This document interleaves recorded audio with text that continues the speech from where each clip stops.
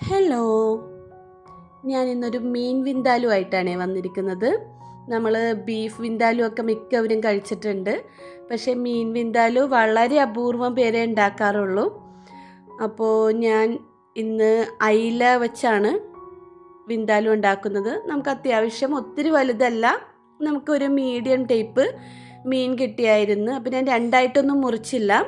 നല്ല കഴുകി വൃത്തിയാക്കി അതിലേക്ക് മഞ്ഞൾപ്പൊടി, കുറച്ച് മുളക് പൊടി, ഉപ്പ്, ഇത് മാത്രം മതി. ഇത് ഇത്രയും പുരട്ടി 1 മണിക്കൂർ വെച്ചതിന് ശേഷം ആവശ്യത്തിന് ഞാൻ വെളിച്ചെണ്ണയാണ് ഒഴിച്ചത്. ഓയിലിൽ വേണമെങ്കിൽ ഓയിലും വറുക്കാം, ഞാൻ വെളിച്ചെണ്ണയിൽ വറുത്തെടുത്ത്. അപ്പോൾ എണ്ണ ചൂടായതിന് ശേഷം നമ്മുടെ മീനെല്ലാം വറുത്ത് മാറ്റി. പിന്നെ നമുക്ക് വേണ്ടത് മസാലക്കൂട്ടുകളാണ്. അത് വേറൊന്നുമല്ല, നമ്മുടെ മിക്സിയുടെ ജാറിലേക്ക് ഒരൽപ്പം ഒരു ചെറിയ കഷ്ണം ഇഞ്ചി, ഒരു 3-4 ചുള വെളുത്തുള്ളി, കുറച്ച് കടുക്, അതായത് ഒരു വലിയ സ്പൂൺ കടുക്, ഈ മൂന്ന് ചേരുവകളും കൂടെ നന്നായിട്ടൊന്ന് മിക്സിയിൽ ഒതുക്കിയെടുത്ത് അത് നമ്മളൊരു ചട്ടി എടുത്ത് ചട്ടി നന്നായി ചൂടായതിന് ശേഷം കുറച്ച് എണ്ണ ഒഴിച്ച് ആ എണ്ണയിലേക്ക് നമ്മുടെ ഇഞ്ചി, വെളുത്തുള്ളി, കടുക് അരച്ചത്, ഇത് മൂന്നും കൂടെ ഇട്ട് നന്നായിട്ട് വഴറ്റി. അത് അത്യാവശ്യം നന്നായി വാടിയതിന് ശേഷം നമ്മളൊരു 4 പച്ചമുളക് കീറി എടുത്തിട്ടുണ്ടായിരുന്നു. ആ 4 പച്ചമുളകും അത്യാവശ്യം വാടി.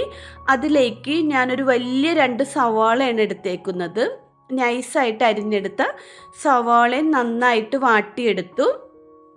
ഇത് മൂന്നും നന്നായി വാടിയതിന് ശേഷം ഒരൽപ്പം മഞ്ഞൾപ്പൊടിയും ഉപ്പും ഇട്ട് കൊടുത്തിട്ടുണ്ട്, പെട്ടെന്ന് വാടിക്കിട്ടാനായിട്ട്.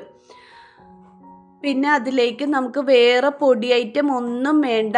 കുറച്ച് മുളക് പൊടി, അതായത് മുളക് പൊടി നിങ്ങളുടെ പാകത്തിന് ഇട്ടാൽ മതി. കാര്യം നമ്മളൊരൽപ്പം മുളക് പൊടിയും മഞ്ഞൾപ്പൊടിയും ഒക്കെ ഇട്ടിട്ടാണ് മീൻ വറുക്കണത്. പിന്നെ മസാലയ്ക്കുള്ള മുളക് പൊടിയുടെ പാകം അത് ഓരോരുത്തരുടെയും ഇണക്കത്തിന് ഇട്ടാൽ മതി. ഞാനിപ്പോൾ ഒരു 2.5 സ്പൂണോളം മുളക് പൊടി ഇട്ട് കൊടുത്ത്. അപ്പോൾ ആ മുളക് പൊടിയും ഇട്ട് നന്നായി വഴറ്റി, അതായത് നന്നായിട്ട് വാടണം, എന്നാലേ കറി ശരിയാകുള്ളൂ.